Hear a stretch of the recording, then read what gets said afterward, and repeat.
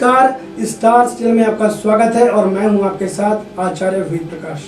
दर्शकों, आज हम बात करने वाले हैं कृष्ण जन्माष्टमी के बारे में। सबसे पहले मैं अपने दर्शकों को अपने स्टार्स चैनल परिवार की तरफ से कृष्ण जन्माष्टमी की हार्दिक शुभकामनाएं देता हूं। बात करते हैं भगवान श्री कृष्ण के जन्म से जुड़े हुए प्रसंग के बारे में। द्वापर युग के अंत में मथुरा में उग्रसेन राजा राज्य करते थे। उग्रसेन के पुत्र का नाम था कंस। कंस ने उग्रसेन को बलपूर्वक सिंहासन से उतारकर और अपने जो कारागार था, जेल था, उसमें बंदी बना दिया और स्वयं राजा की गद्दी पर आसीन हो गया।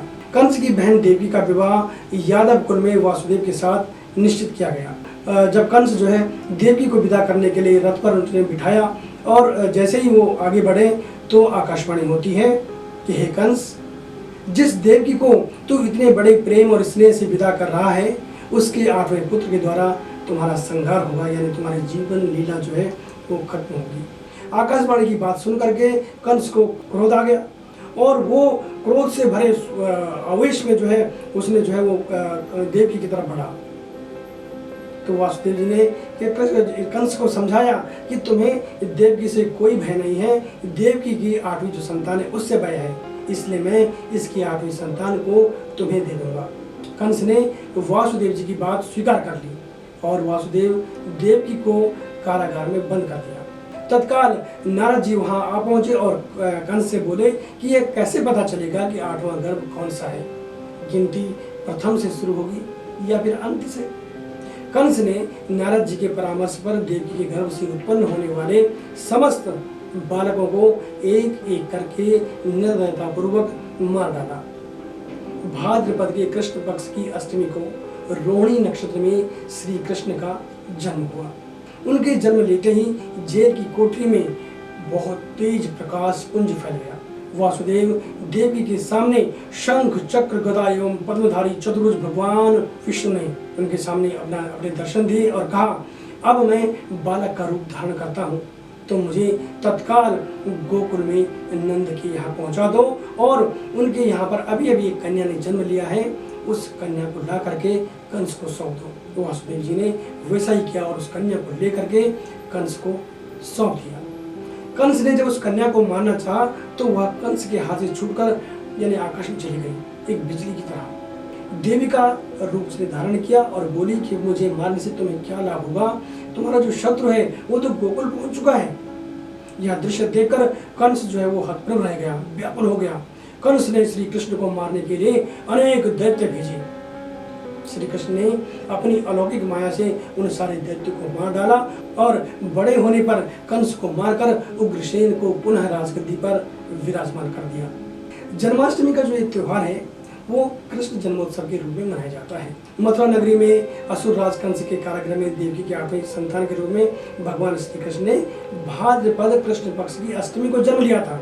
उनके जन्म के समय अर्धरात्रि का समय था, चंद्रमा उदय हो रहा था और उस समय जो नक्षत्र था वो था रोहिणी। इसलिए इस दिन को प्रतिवर्ष कृष्ण जन्मोत्सव के रूप में बड़े ही धूमधाम से मनाया जाता है। हिंदू धर्म के अनुसार जन्माष्टमी अर्थात कृष्ण जन्मोत्सव भाद्रपद माह के कृष्ण पक्ष की अष्टमी तिथि को धूमधाम से मनाया जाता है।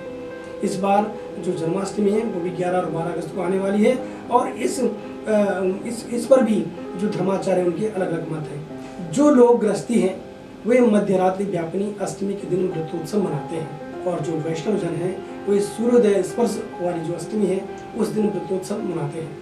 दोनों में कोई बुराई नहीं है क्योंकि प्रश्न श्रद्धा से जुड़ा हुआ है। अतः स्मार्त जन जो है वो 11 अगस्त को मंगलवार के दिन और जो वैष्णव जन है वे 12 अगस्त के दिन जन्माष्टमी व्रत पूजन आदि का जो कार्य है वो करेंगे। मथुरा और द्वारका में 12 अगस्त को भगवान श्री कृष्ण का जन्मोत्सव धूमधाम से मनाया जाएगा। अब मैं आपको थोड़ा विस्तार से बताता हूँ कि स्मार्त और वैष्णव क्या है।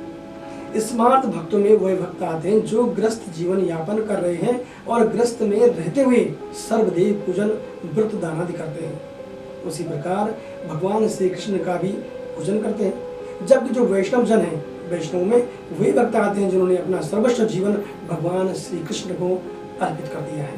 अब हम बात कर लेते हैं कि अष्टमी तिथि कब प्रारंभ हो रही है और मुहूर्त क्या रहेगा। अष्टमी तिथि आरंभ होगी 11 अगस्त 2020 को मंगलवार के दिन सुबह 9:06 पर। और अष्टमी जो तिथि समाप्त होगी वो होगी 12 अगस्त 2020 बुधवार के दिन सुबह 11:16 पर। और जो रोहिणी नक्षत्र है वो 12 अगस्त 2020 को मध्य रात्रि के बाद 3:27 पर शुरू होगा। यानी कि अष्टमी अलग दिन आ रही है और नक्षत्र अलग दिन आ रहा है। तो इसमें मैंने कहा कि जिस दिन मध्य रात्रि में अष्टमी तिथि रहेगी उस दिन जो है गृहस्थी मनाएं, और जिस अगले दिन जो सूर्य उदय जब होगा अष्टमी तिथि रहेगी तो उसमें वैष्णव जन्म मनाएंगे। अब कृष्ण जन्माष्टमी व्रत में कुछ ध्यान देने योग्य बातें हैं। अष्टमी पहले ही दिन अगर आधी रात को विद्यमान हो तो जन्माष्टमी व्रत पहले दिन करना चाहिए, और अगर अष्टमी केवल दूसरे दिन आधी रात के दिन व्याप्त हो तो जन्माष्टमी व्रत जो है वो दूसरे दिन मनाना चाहिए। अष्टमी दोनों दिन आधी रात को व्याप्त हो और अर्धरात्रि में रोहिणी नक्षत्र का योग एक ही दिन में हो तो जन्माष्टमी व्रत रोहिणी नक्षत्र से युक्त जो दिन है उस दिन किया जाना चाहिए। अष्टमी दोनों दिन आधी रात को व्याप्त हो और अर्धरात्रि में दोनों दिन रोहिणी नक्षत्र का योग न हो तो जन्माष्टमी व्रत जो है वो दूसरे दिन ही किया जाना चाहिए। और अगर दोनों दिन अष्टमी जो है आधी रात को व्याप्त न करे तो प्रत्येक स्थिति में जन्माष्टमी का जो व्रत है वो दूसरे दिन ही किया जाना चाहिए। तो दर्शकों, ये हमने बात करी कृष्ण जन्माष्टमी से जुड़ी हुई जो महत्वपूर्ण बातें थी वो। तो गृहस्थी और वैष्णव जन अपनी अपनी श्रद्धा और भाव के अनुसार जो भगवान श्री कृष्ण का जन्मोत्सव है वो मना सकते हैं। दर्शकों, आज हमने जो ये महत्वपूर्ण जानकारी दी वो आपको दी, और एक नए अंक में मैं आपको नई जानकारी लेकर आपके सामने आऊँगा। आप हमारे चैनल को तब तक देखते रहें, लाइक करें, सब्सक्राइब करें, और यदि आप कोई कमेंट आप देना चाहते हैं, कोई सुझाव हमें देना चाहते हैं तो आप ज़रूर हमें दें। इससे हमारी जो सर्विस है उसको बेहतर करने में हमें सुविधा रहती है। तो नए अंक में नए एपिसोड में जल्द ही मुलाकात होती है। आपको जन्मोत्सव की पुनः एक बार ढेर सारी शुभकामनाएं। नमस्कार।